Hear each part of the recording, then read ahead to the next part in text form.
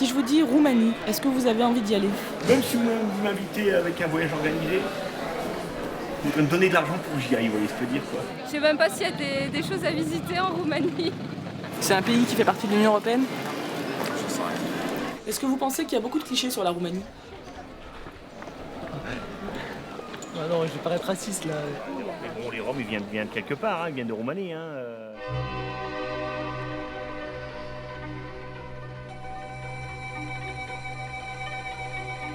18 ans après sa sortie du régime communiste, la Roumanie fait son entrée dans l'Union européenne en 2007.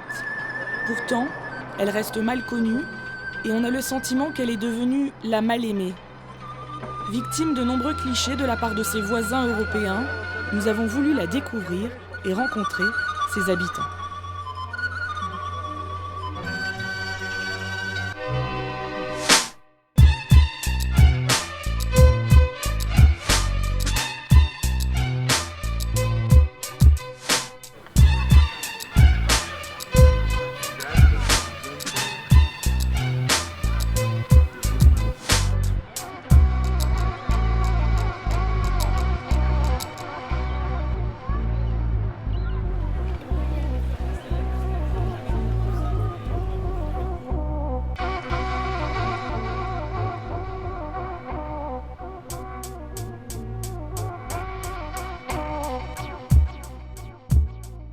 Pendant un mois, au fil des rencontres, nous avons posé nos valises aux 4 coins de la Roumanie. Bucarest, la capitale, Olod, Pașcani et Mamaia. À chaque étape, nous avons donné la voix aux jeunes, ceux qui construisent la Roumanie de demain. C'est cette histoire que nous vous racontons.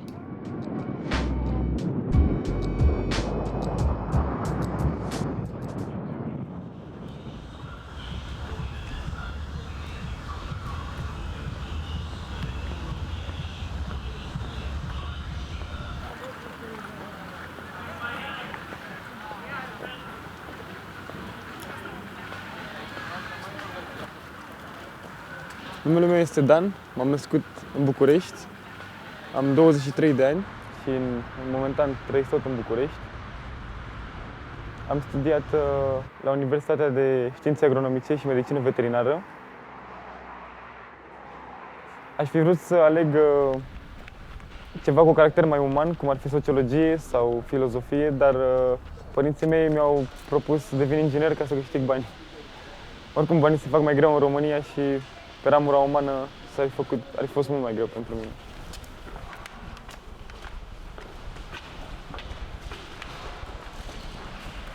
Acum ne aflăm în cartierul Berceni, în sudul Bucureștiului. Aici este Parcul Tineretului, în spatele meu. Parcul meu preferat din București. Eu știu fiecare colțișor. În spate se mai vede Casa Poporului, hotelul Intercontinental, care este chiar în centrul Bucureștiului. Aici, cam în această zonă, mă întâlnesc cu prietenii, să mai bem o bere, două, mai distrăm, mai dăm câte o petrecere. Și asta e, să zic așa, cartierul meu, acum. Mi-am luat tobe de pe la 17 ani. Am încercat să cânt într-o trupă punk și acum am fost chemat într-o altă trupă de ska, punk, reggae, alternativ rock, pot să zic într-un singur cuvânt. Am un amic, Dani, care îmi face niște fundaluri de rap, să zic așa, niște beaturi. Și eu fac versuri, că îmi place foarte mult să scriu, mai ales în metrou și la facultate. Când stau și mă plictisesc, când vine inspirația foarte repede.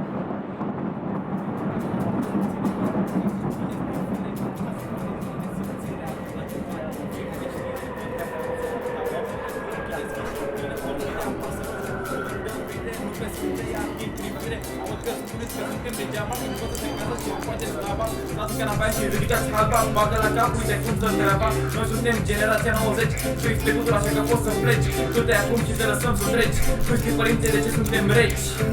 Ha, de ce suntem reci? Ha, de ce? Pentru că tot ce vezi. Ha, tot ce vezi. Tot ce vezi. n-are rost, degeaba dai pe alt post. Ești din casă și fă-ți un rost, o să rămâi ultimul prost. Tot ce vezi n-are rost, degeaba dai pe alt post.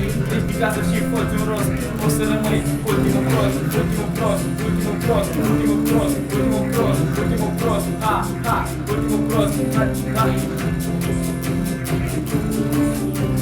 Techno sound.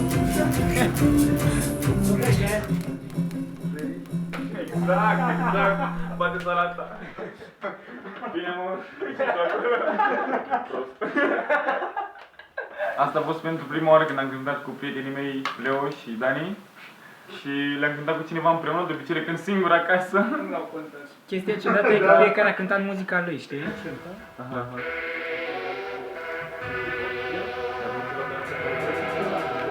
Să zic cum e Dani, el e mai mult Crețu pentru mine. Și tot timpul omul ăla cu părul creț care bate la tobe pe punk, cum n-am văzut eu niciodată. Și oarcă el tot timpul pentru că, nu știu, e omul care lucrează într-o cârciumă de noapte și se mereu acolo în cârciuma de noapte și e mereu acolo.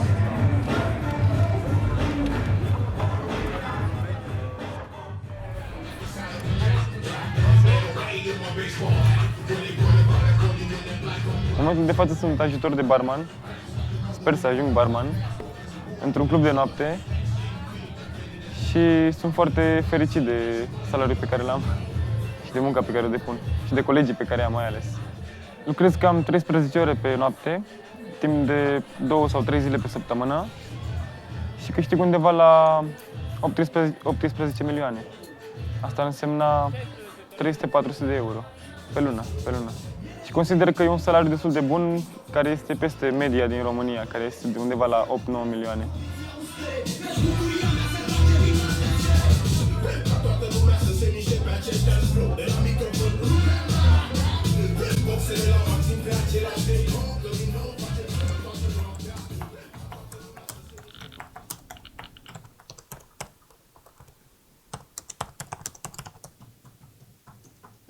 I hear all the time people saying that time will change everything and a new generation will take place of the still remaining communists. Who is this new generation? It was just a fever of people to get as much money as they could in the past, but also in the present. It is a fever. This is like a presentation of Bucharest and also my experiences here in Bucharest, and I'd like to show people all around the world Bucharest and Romania, of course, because there are many people coming in Romania and they don't know nothing about Romania. And lots of youngsters that go to Istanbul or countries around here and they just pass to Romania like 2 days or 1 day, and by a video vlog I can show them a lot of stuff just before they get here.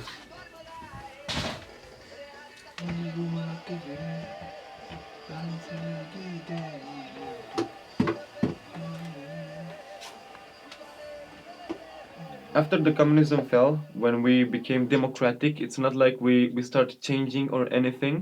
It was just a fever for people to get more money and to get more products from outside. Everybody was very keen on that.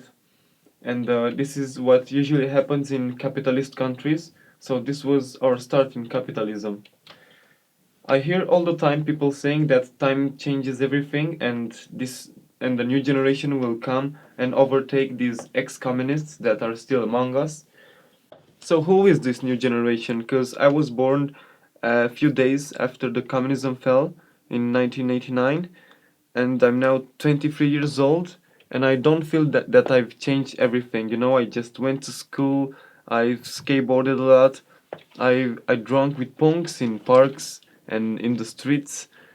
I took some tickets from policemen, right? I've dated girls and some other usual stuff, you know. And I don't feel that I've changed too much in Romania.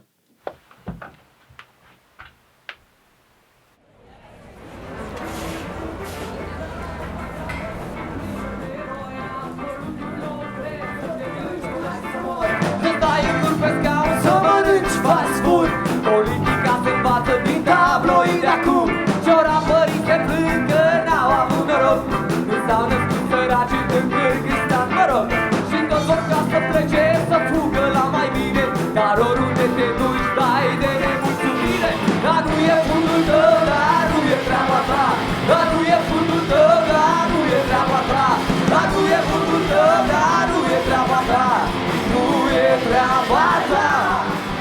Da, e un oraș în care te poți distra în nenumărate feluri și cred din ce am auzit și de la alți străini că e una din capitalele ale distracției din zona asta, Balcanii.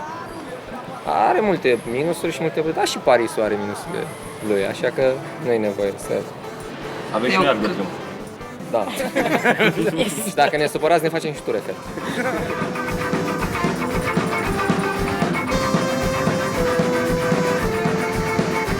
Nu vreau să pun mâna pe sapă, n-am să ridic nicio găleată. Să-mi intre vitura în casă, ca puțăranii la terasă. Ca să învăț că nu-i nevoie, mă simt deștept ca domnul Noe. Și vreau să ajung patron de firmă, antreprenor în țara asta fără pică.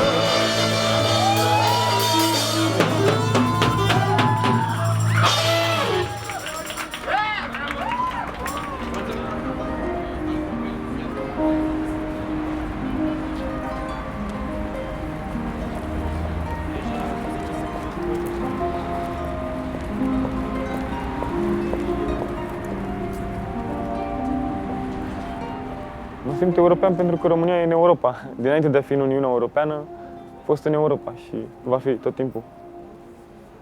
Uniunea Europeană a schimbat faptul că oamenii trec mult mai ușor granița și am început să văd foarte mulți străini pe stradă, foarte mulți străini în centru, în clubul în care lucrez, de asemenea, vin o grămadă și îmi place foarte mult să vorbesc în engleză și să vorbesc cu ei. Și în afară de asta, Uniunea Europeană a mai schimbat faptul că, deși avem primari și oameni la conducere corupți, au început totuși să mai miște un pic, să mai facă ceva, să arate totuși mai bine capitala noastră pentru a fi o capitală europeană. România îmi place că sunt oameni veseli, oameni cu care poți să înțelegi ușor, cu care poți să bei, sunt niște oameni foarte prietenoși, mai ales cu străinii. De multe ori românii sunt mai prietenoși cu străinii decât între ei, foarte primitori. Îmi mai place și îmi plac foarte mult peisajele și munții.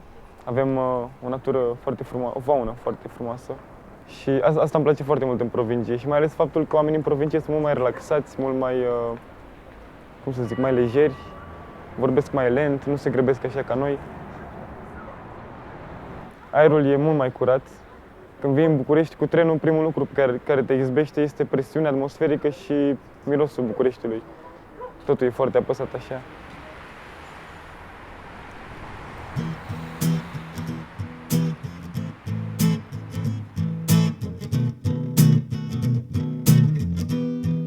Nous avons nous aussi eu envie de nous éloigner de la vie trépidante de la capitale. Direction le Grand Ouest et la campagne roumaine. C'est dans un petit village de Transylvanie, à 500 km de Bucarest, que nous avons choisi de faire étape. Ancien territoire du royaume de Hongrie, la petite commune d'Olod vit au rythme des saisons. Son économie dépend principalement de l'agriculture et de l'élevage. Depuis 2007, l'Europe a alloué 13,8 milliards d'euros pour aider les agriculteurs roumains.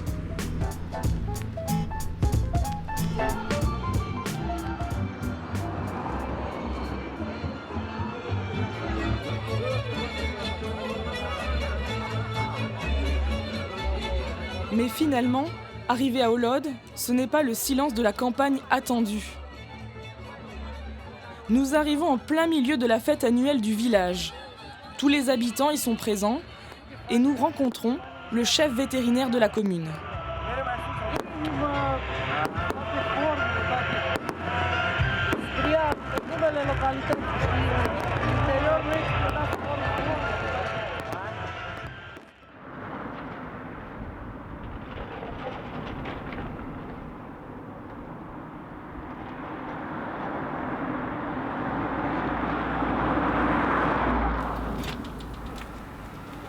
Mă numesc Ilea Gheorghe Iulian, am aproape 30 de ani.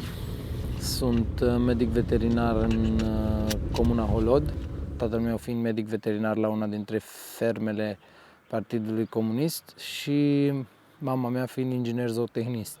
Precum fiecare copil, îndrăgești de mic meseria părinților tăi. A fost și cazul meu. Am îndrăgit-o de mic copil, îmi plăcea foarte mult ceea ce el face și am participat împreună cu el la multe dintre tratamentele pe care le efectua în acea perioadă, încă de la o vârstă fragedă, de la 5-6 ani mergeam tot timpul cu el cu mașina. Însă în timpul facultății am descoperit adevărata pasiune pentru medicina veterinară și nu-mi imaginez să fac altceva mai departe. Strofa aia cu mine, dacă am putea să cutia de mămânușă. N-ai fost plecat pe nicării? Franța? Numai ce? Nu.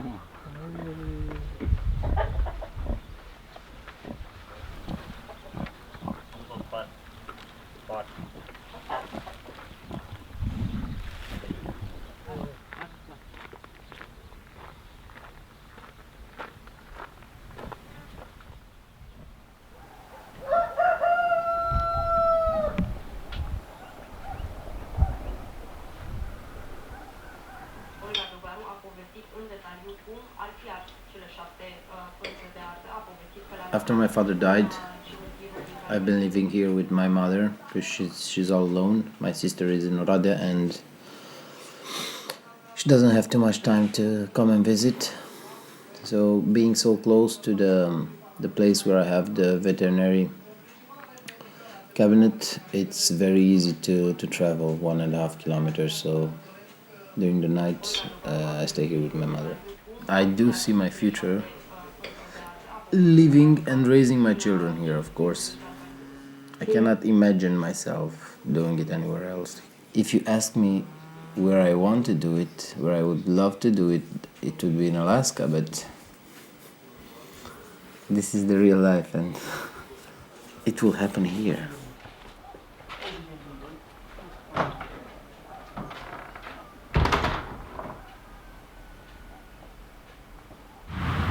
The subsistence agriculture that we have, it's in a way bad for the population, but on the other side, that makes a person less dependent on the system.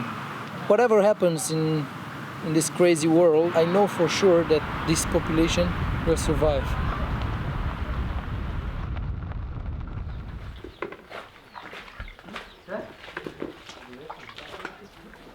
Sluge, dar ai vaca acasă. Nu știu, ai ce? Ei, domnule, sunt în toate părțile să lucră. Ai văzut? Deci nu așa. De acolo și... De, nu știu. Păi, Donata, de unde ești tu? Am plătit pe Harghita și ceva. Deci noi suntem agricultori, muncim pământul și să mai cumpărăm și alimentele. Ne producem noi.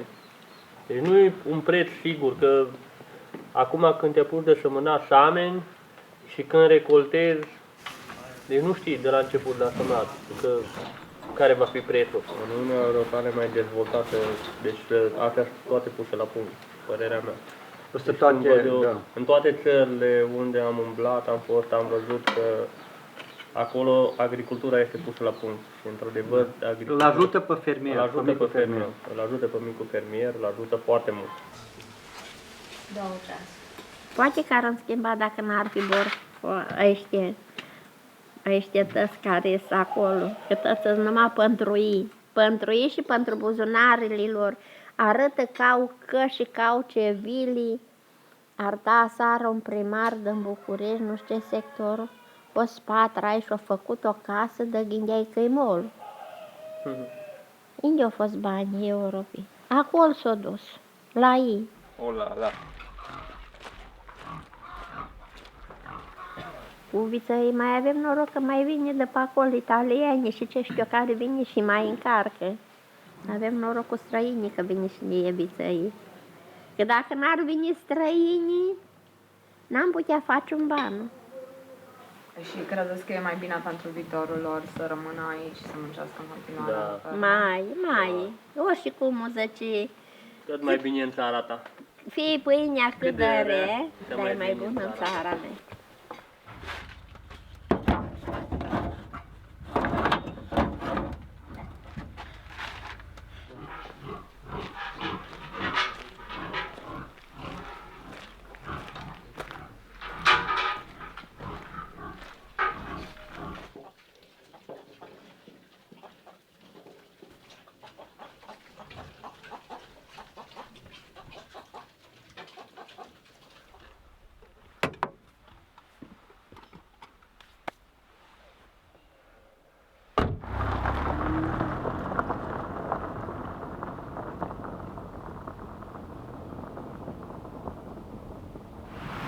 when I traveled to different parts of Europe, when I had to cross Austria or Germany, when the authorities from there would stop you on the side of the road just because of the fact that you have a Romanian license plate.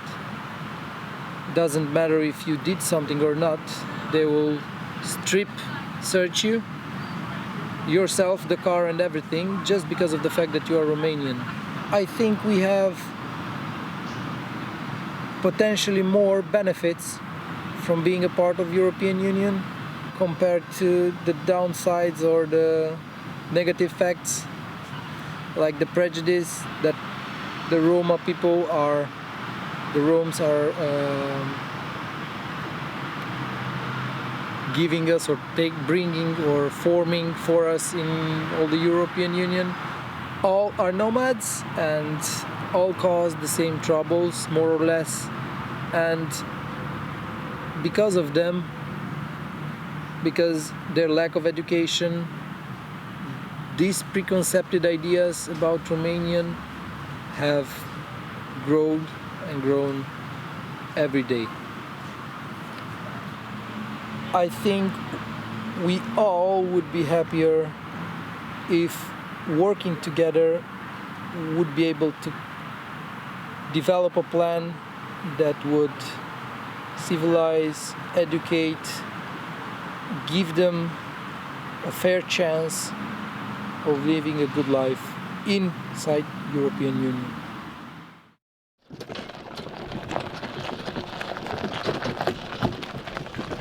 Il est maintenant l'heure pour nous de quitter Iulian et sa terre natale pour aller à la rencontre d'un autre Roumain appartenant à la communauté rome. Arrivée il y a des siècles sur le territoire européen, elle serait originaire de l'Inde.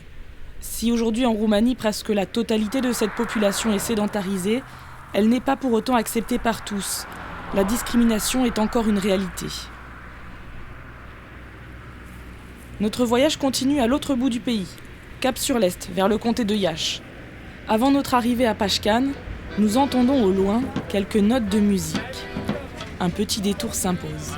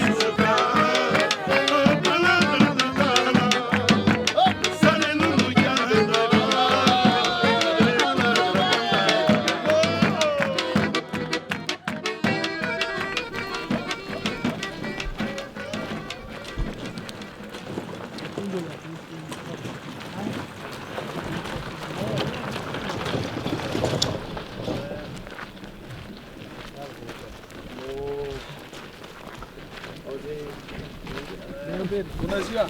Bună ziua!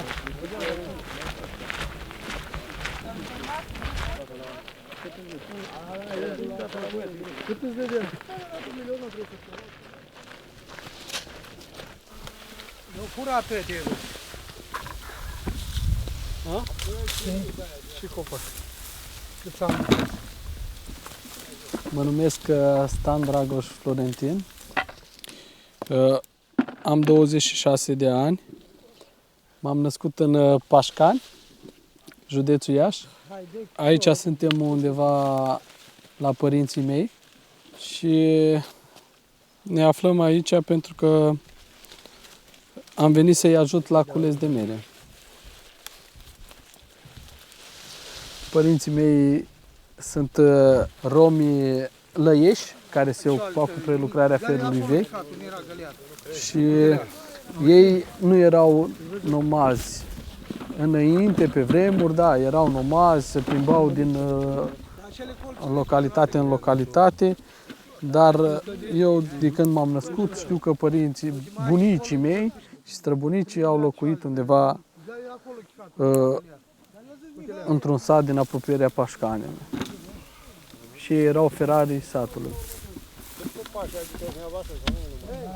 Pot să vă povestesc din școală că am fost foarte mult discriminat, fiind rom.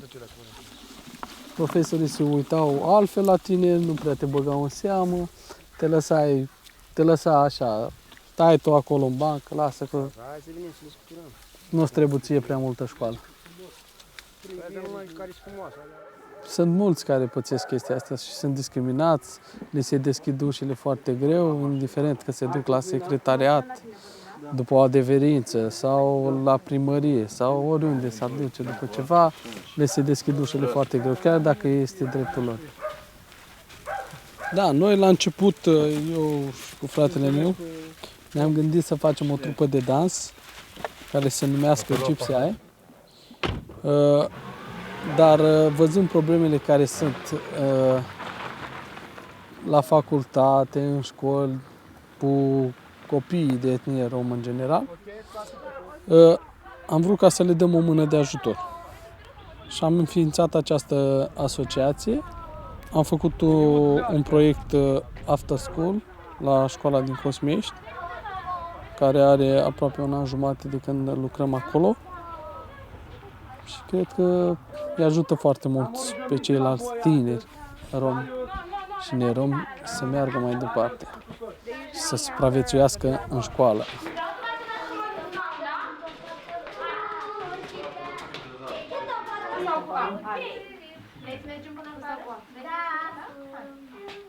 Ferariu Iulian. E pe bune? Da, e pe bune. Bună ziua! Bună ziua! Ce faceți? Bine. My name is Ricardo.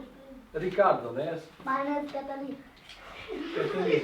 My name is Pet. Noi, într-un timp, ne-am ocupat doar de tinerii romi.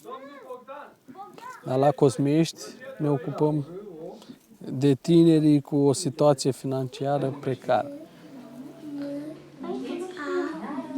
Care mai știi? N. D. Pune mâna pe ele. Care? D. R. O. L. Ăsta, sunt doi de L, da? E. E, bravo, bravo. Care nu mai știi? Pune mâna pe ele. Da. Cătăruș cu fără.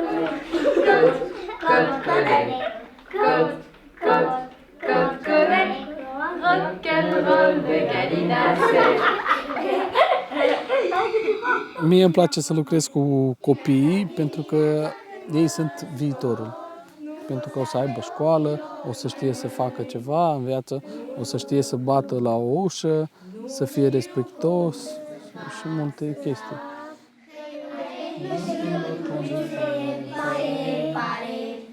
Copiii romi nu se duc la școală din cauza a mai multe motive. În primul rând, situația financiară de acasă, cred că nu le permite.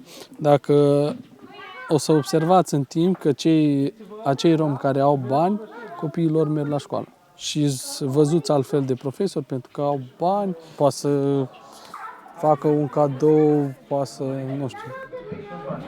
Alo.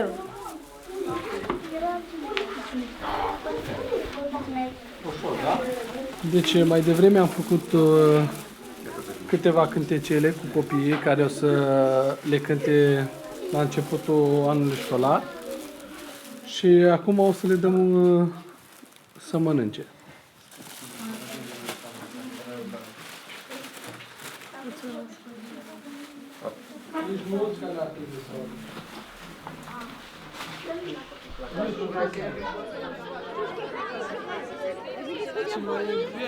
Aproape de fiecare dată același motiv.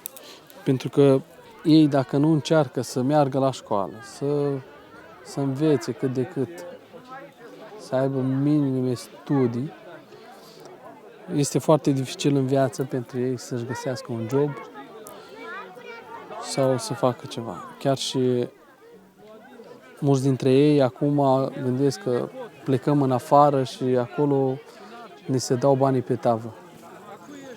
când ajung acolo își dau seama că de fapt nu e așa. Și regretă foarte mult. Mulți dintre ei chiar le pare rău că trebuie să plece, au fost obligați de părinți. Dar stând aici, n-aveau ce să facă.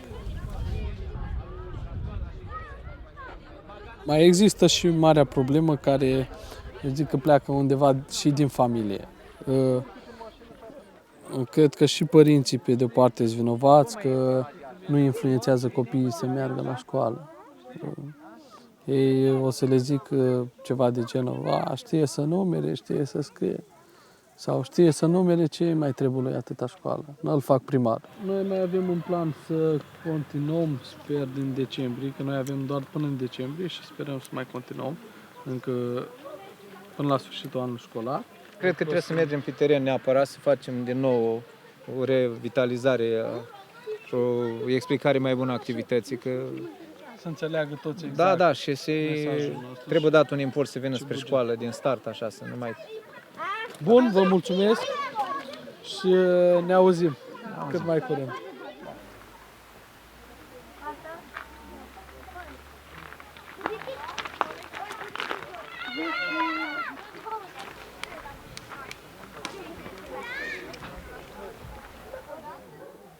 Tu ai lucrat undeva cu carte de muncă?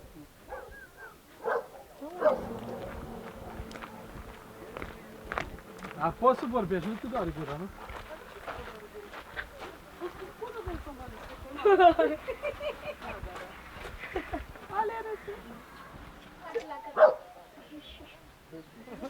Bine v-am găsit, ce preparați aici de mult? E o fasolă.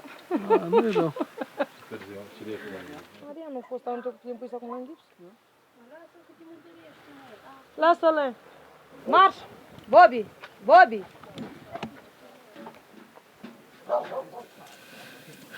Fața am îmbălit-o, vezi că de cât acoperi și în spate n-am avut putere, că-i scump cartonul și putere n-am mai mult. Încă mulțumesc că m-am descurcat cu copiii la școală.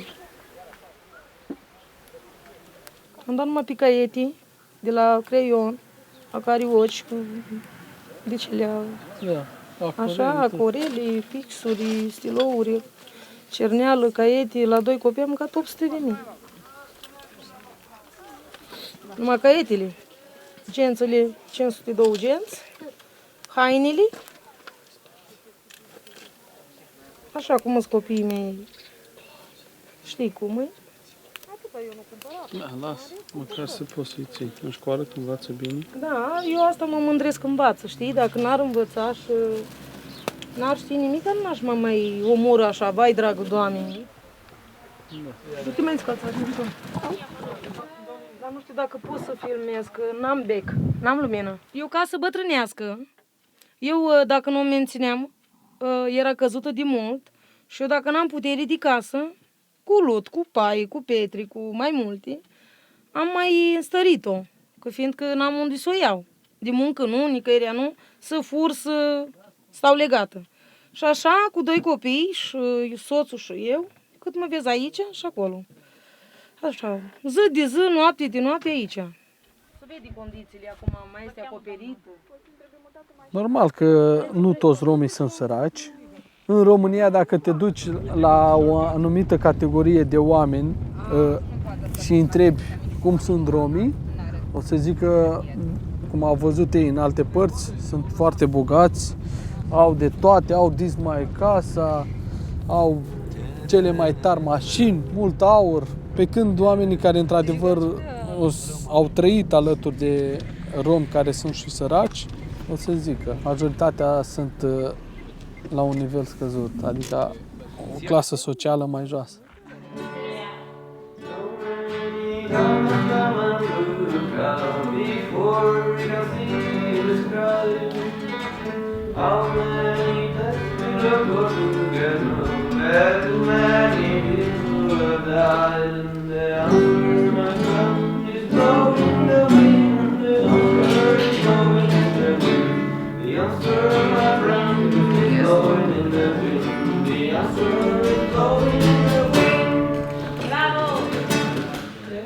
Deci noi aici ne pregătim pentru G-Fest. care va fi organizat la Iași. Tot ce pregătim aici o să vindem pentru un scop caritabil. Și până că este cum magic. ar veni pentru copiii de la Cosmești, să le luăm de îmbrăcat când începe școala și au nevoie de pregătiți. Lasă că nu știi, da. Băi, după ce fac momentul tac de gâdâm pam pam, de 3 ore. Tac de gâdâm pam pam, tac de gâdâm pam pam. Ho ho ho ho. Dați așa cum arăt cine. Eu vă arăt cine sunt. Și noi batem. Și fetele acolo, da? Da. Și fetele voi și zâmbet. Zâmbet original. Trebuie să ai zâmbet tot timpul.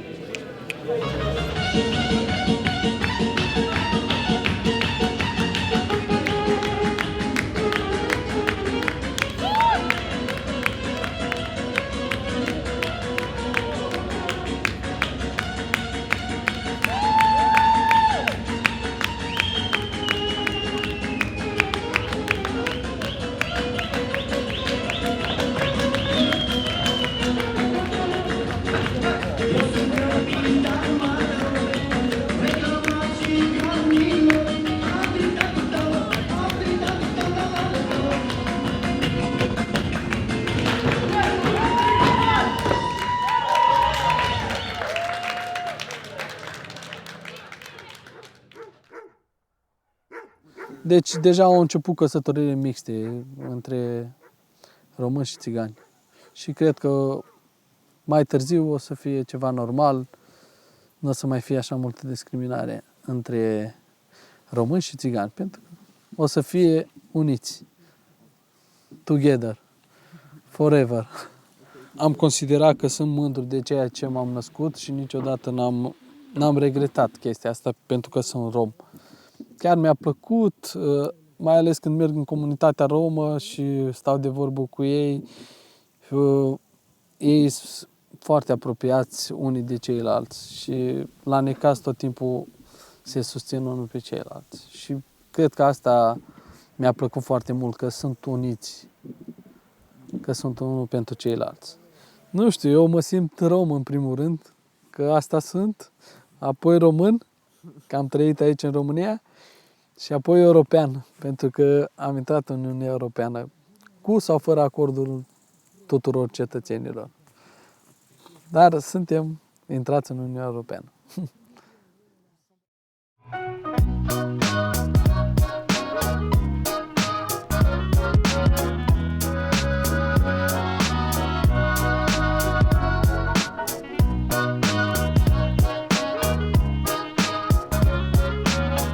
Dernière étape de notre voyage, les côtes de la mer Noire. Nous voilà arrivés à Mamaia, la plus importante station balnéaire de Roumanie. Si chaque été les Roumains s'y pressent massivement, Mamaia ne jouit pas encore d'une réputation internationale. Pourtant, ces dernières années, la station s'est développée afin de devenir un lieu incontournable de la fête.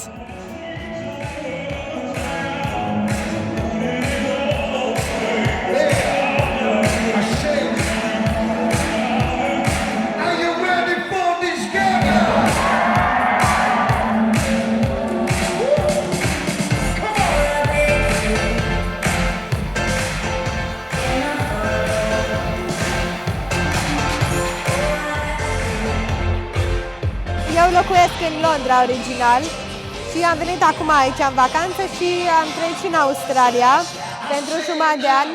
Dar sincer, din toate țările și toate cluburile care am experimentat, aici sunt cele mai frumoase și cele mai mari. Îmi place foarte mult să călătoresc, de-aia am și plecat la facultate în Anglia, dar tot timpul mă întorc acasă, pentru că nicăieri nu e ca acasă și nicăieri nu e viața care e aici, din punctul meu de vedere. Pot să zic că, din păcate, da, în Franța, oamenii au opinia că în România este o țară de trasă. Am vorbit și eu cu mai multe persoane, dar chestia asta mă doare foarte mult fiind româncă, pentru că ei văd decât imagine care se aud, problemele care sunt în țară, dar nu se interesează și în partea turistică, în mare, în viața de noapte, în cluburile pe care le avem, în obiectele turistice care sunt foarte frumoase, în mănăstiri, în tot ce poți vizita în această țară.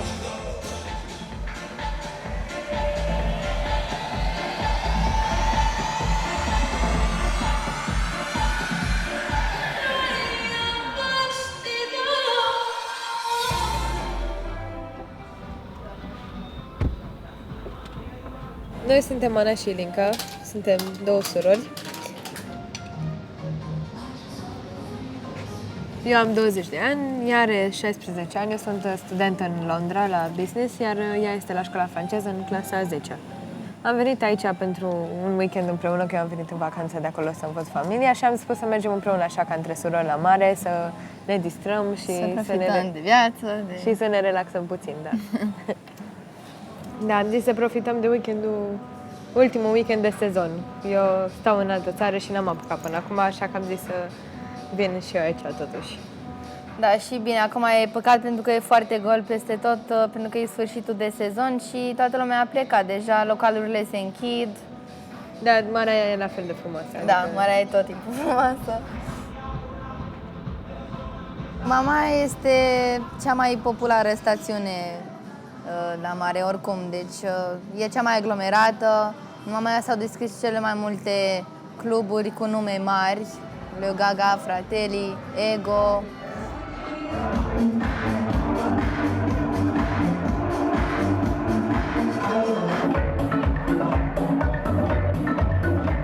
Mie așa îmi place să merg în cluburi, că e muzică tare, dansezi, te distrezi, îmi place să dansez. Dar pe noi nu ne deranjează să cheltuim puțin mai mult, dar să știm că am avut o vacanță de vis, decât să stăm toată ziua în hotel, că oricum, în Mamaia trebuie să vii totuși pregătit să cheltui cu ceva. bani. Trebuie să fii pregătit să știi că o să cheltui, pentru că se cheltuie, adică... Chiar dacă vrei, chiar dacă nu vrei. Da. Bun venit la Mamaia! Perfect!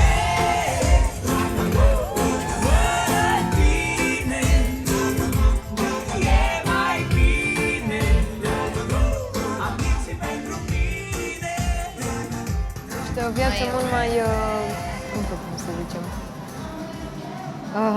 scumpă într-un fel, nu? Adică te duci pe plajă, trebuie să plătești un șezlong, te duci la restaurant, trebuie să, adică în Vama Veche e o viață mult mai boemă, vii, stai cu cortul pe plajă.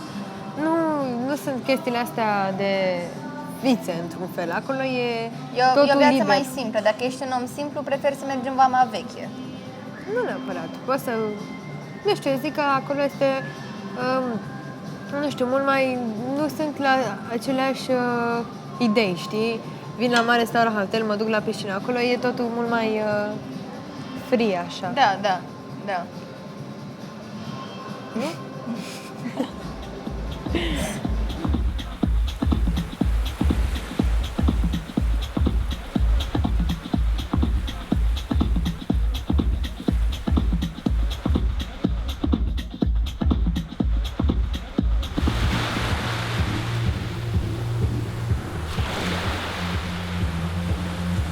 E fain. Dacă știi cum să iei Vama, e fain. La ce nu te poți aștepta e evident. 5 stele nu. Nu știu, ospătari din aia cu papion, nu. Dar atmosferă și lume faină și posibilitatea de a face așa lucrurile mai cum vrei.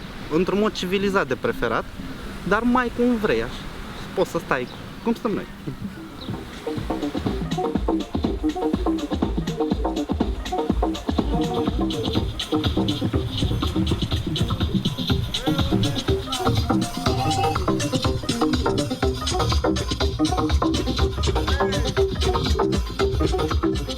Iar DJ este partea mea de fan din viață. Mixez prin toată țara, destul de des și am ieșit și de multe ori prin Europa. Mamaia este un refugiu pentru, să zicem, oamenii care au bani din București.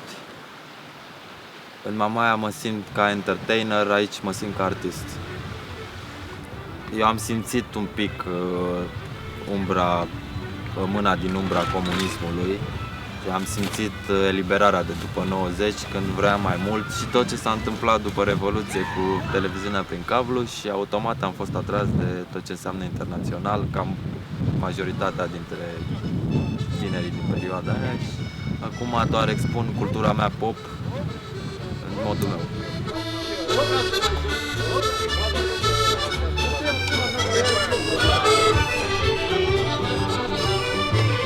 Last night.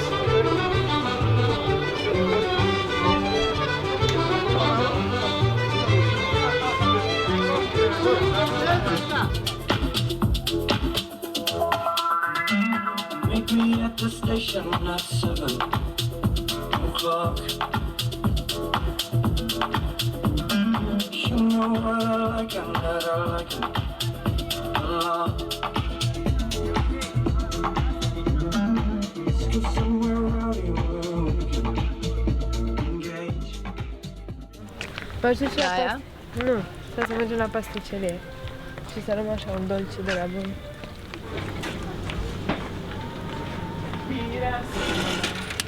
Notre mère, elle voulait nous qu'on aille à une école française ou en fait étrangère, pas vraiment que française parce que les écoles roumaines elles sont pas géniales. Et aussi pour qu'on sache une autre. Pour apprendre une autre langue, qu'on la parle très bien. Notre grand-mère, elle parle beaucoup de français, et notre grand-père aussi. Dans notre famille, en fait, ils parlent beaucoup français. J'aime bien notre culture parce qu'elle est vraiment diversifiée quand ça, parlant de la musique, des tableaux, de toutes les catégories de la culture. Ça, j'aime bien parce que c'est vraiment diversité. En fait, c'est parce que si tu penses, c'est un peu au milieu des pays plus exotiques, plus arabes, mais aussi de l'Occident. Donc c'est un peu combiné. Ce qui me déplaît vraiment, c'est que nous, on pourrait être un pays super bien, super joli. On a vraiment des belles villes. Je pense qu'il n'y a aucun argent qui est investi dans le tourisme. Dans ce qu'il faut, dans les routes, dans les... Si tu veux, tu peux apporter beaucoup plus d'étrangers qu'il y a ici si tu leur montres. Les étrangers, il y en a qui ne savent même pas où est la Roumanie sur la carte, malheureusement. Et ils ont quand même une mauvaise impression, et ce qui est dommage, parce qu'ils ne connaissent pas notre pays. Je pense que les stéréotypes et les clichés, vous les savez très bien. La Roumanie, elle est pleine de gitans, la Roumanie est comme ça. Les gitans, ils sont roumains. Et ce qui est bien, c'est que maintenant, il y a de plus en plus de personnes qui deviennent connues. Des chanteurs, certains chanteurs. Les Roumains, ils sont vraiment bons en maths, en informatique. Il y a des Roumains à Google, NASA. Donc maintenant, on s'est intégré petit à petit dans tout le monde. Et j'espère que petit à petit, le stéréotype des gitans et de la pauvreté qui est dans la Roumanie va s'effacer et qu'on va pouvoir démontrer qu'on est vraiment un pays OK. Peut-être qu'on est un peu corrompu, mais qu'on a des choses qui sont bonnes. Oui, on se sent européenne. Oui, parce que déjà, on est né ici. Et... Comme on a avant dit, tout est connecté. On a toujours été en contact avec des personnes de l'Europe, de différentes cultures. Donc, ce qu'on est, et pas seulement roumain. Et je ne dis pas que je suis contente qu'on est dans l'Union européenne parce qu'on a les fonds européens qui viennent et qui nous aident et tout ça. Je suis contente qu'on est dans l'Union européenne. Parce qu'ils essaient de nous intégrer. Oui, parce que nous aussi, on veut leur démontrer qu'on peut s'intégrer et aussi, ils nous donnent la chance de nous intégrer. Donc, c'est pas vraiment j'aime bien être dans l'Union européenne pour l'argent qui vient. Non, ça, c'est stupide. Non, pas du tout ça. Moi, j'ai ça, c'est stupide. C'est stupide. Non, c'est le sentiment que quelqu'un veut vraiment nous aider. Et ça, c'est ce qui compte. Parce qu'il s'intéresse.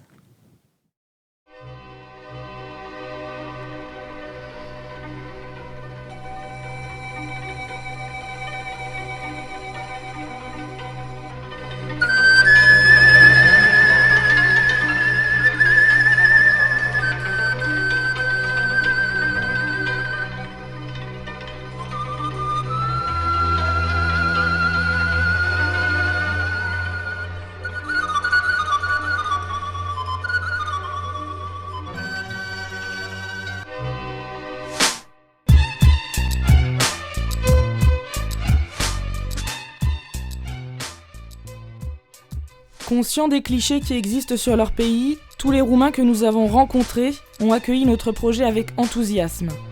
Après 2 mois passés avec eux, nous nous sentons aujourd'hui encore plus proches de leur culture et de leurs coutumes. Située en Europe de l'Est, la Roumanie reste avant tout un pays latin avec lequel nous avons de nombreux points communs. L'intégration du pays à l'Union européenne résonne pour nous comme une évidence. Mais malgré cela, toutes les portes ne lui sont pas encore ouvertes. La Roumanie n'est pas entrée dans l'espace Schengen. Prévu au départ pour 2014, certains États membres restent réfractaires à cette idée. Simples citoyens européens, il nous reste à espérer que bientôt, la Roumanie sera plus connue pour ses aspects positifs que par les clichés ancrés dans les mentalités.